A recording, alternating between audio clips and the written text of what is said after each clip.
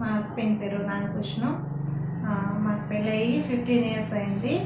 సాయిరామ్ హాస్పిటల్కి వచ్చినాక మేడం దగ్గర ట్రీట్మెంట్ తీసుకున్నాము 3 months. తర్వాత ప్రెగ్నెన్సీ కన్ఫామ్ అయింది. బాబు పుట్టాడు. ఇక్కడే చూపించుకున్నాం ఫస్ట్ నుంచి కూడా. బాబు సేఫ్గా ఉండు, నేను సేఫ్గా ఉన్నా. మా ఊరు వచ్చేసి వింజమూరు మండలం, వింజమూరు మండలమే. మేము అక్కడి నుంచి మేడం దగ్గరే చూపించుకుంటా ఉన్నాము.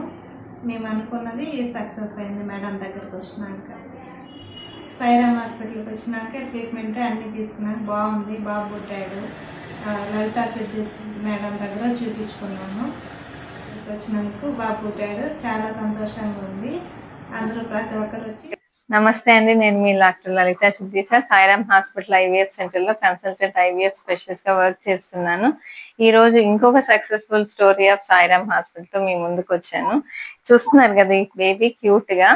ఈ కపుల్ నాకు మా హాస్పిటల్ కి 6th of 2020 June 2025 వచ్చారు with 15 years of marital life.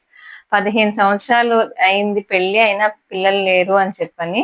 So వీళ్ళకి స్టార్టింగ్ అంటే 6 months పెళ్ళైన 6 months కి ఒక బేబీ, మేల్ బేబీ లోపలే ఐయుడి అయిపోయింది.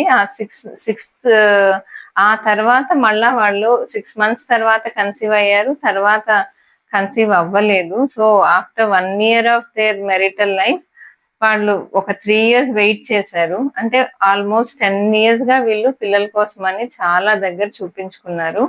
సో వీళ్ళు ఉండేది వింజమూరులో ఉంటారు.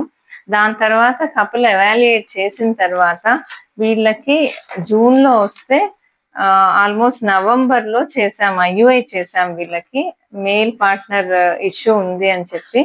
సో 2 months సార్ దగ్గర, ఆండ్రాలజిస్ట్ సతీష్ కుమార్ రెడ్డి సార్ దగ్గర ట్రీట్మెంట్ ఇప్పించిన తర్వాత August 11th వీళ్ళకి ఐయుఐ అయింది. సో ఫస్ట్ సైకిల్ ఆఫ్ ఐయుఐతో తిను కన్సీవ్ అయింది. కన్సీవ్ అయిన తర్వాత ఇప్పుడు నార్మల్ డెలివరీకి పాపం ట్రై చేసాము. మెకోనియం పాస్ చేయడం వల్ల ఎమర్జెన్సీ సెక్షన్ చేయాల్సి వచ్చింది.